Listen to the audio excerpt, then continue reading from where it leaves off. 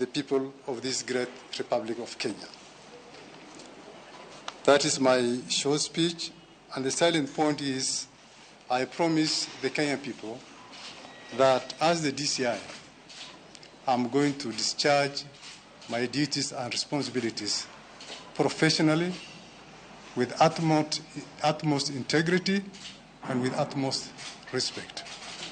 As a service, we shall make sure that we adhere to our constitutional standards and fundamental freedoms.